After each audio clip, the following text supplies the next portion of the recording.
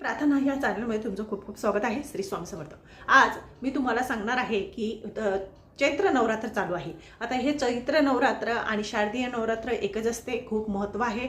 त्यामुळे प्रत्येक स्त्रीने आपल्या घरामध्ये हवन करायला पाहिजे. बघा, हवन कसा करावा, परत कुंकुम आचमन कसं करावं, जे देवीला अत्यंत प्रिय आहे. अतिउच्च कोटीची सेवा आहे. हवन केल्याने आपल्या घरातली संपूर्ण दारिद्र्यता नष्ट होते, घरात सुख समृद्धी नांदते, नकारात्मक शक्ती बाहेर जाते आणि घरामध्ये जर कोणी काही केलेलं असेल, नजरबाधा संपूर्ण नाहीसा होतो. नकारात्मक शक्ती पूर्णपणे म्हणजे अलक्ष्मीच आपल्या घरातून बाहेर जात असते. तर हा हवन कशा पद्धतीने करावा, कुंकुम आचमन कसं करावं. कुंकुम आचमन केल्याने लक्ष्मी जागृत होते, ती प्रभावशाली होते आणि सूक्ष्म प्रकारे तिचा आशीर्वाद आपल्याला मिळत असतो.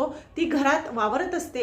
जे नवरात्र चालू आहे किंवा इतर दिवस सुद्धा आपण जर देवीची, आपल्या कुलदेवीची आराधना केली, ते नक्कीच आपल्या हाकेला धावून येते, आपल्या घराचं रक्षण करत असते. आणि कुंकुम लावल्याने, आपल्या कपाळावर जर आपण कुंकुम लावला तर आपल्या आज्ञाचक्र हे जागृत होत असतं. म्हणून प्रत्येक स्त्रीने ह्या दोन गोष्टी नवरात्र, पौर्णिमा, अमावस्या किंवा शुक्रवारी, मंगळवारी करायलाच पाहिजे. किंवा जर तुम्हाला रोज करणं शक्य नसेल तर तुम्ही ह्या चांगल्या वारांना, म्हणजे पवित्र तिथी असते त्या दिवशीच करायचं, त्या दिवशी केलं तरी सुद्धा चालेल. खूप अनुभव आपल्याला मिळत असतात. आपल्या घरामध्ये जर आजारपण असेल, कटकट असेल, वादविवाद असेल, मुलं ऐकत नसतील, सारखा आजार आपल्या घरामध्ये येत असतील, तर ह्या स्त्रियांनी नक्कीच हे दोन उपाय आपल्या घरात करायला पाहिजे.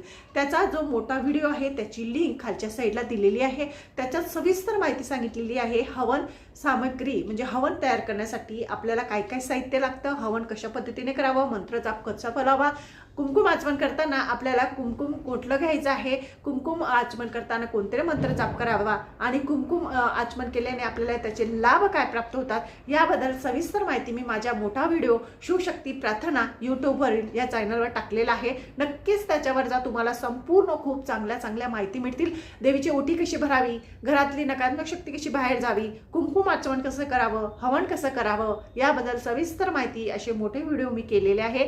त्याच्यावर जा आणि नक्कीच बघा. तुमचं आयुष्याचं कल्याण होईल, लाभ प्राप्त होईल, मनातल्या कामना पूर्ण होतील, सुख समृद्धी तुमच्या घरामध्ये नांदेल आणि कशाचीच कमतरता राहणार नाही. दरिद्रता, अलक्ष्मी घराच्या बाहेर जाईल. त्यामुळे ह्या नवरात्रीमध्येच काय, पण आपल्याला रोज सुद्धा हे उपाय करायचे आहे, ज्याच्याने आपल्याला लाभ प्राप्त होईल. माझं चॅनल आवडत असेल लाईक करा, सबस्क्राईब करा. श्री स्वामी.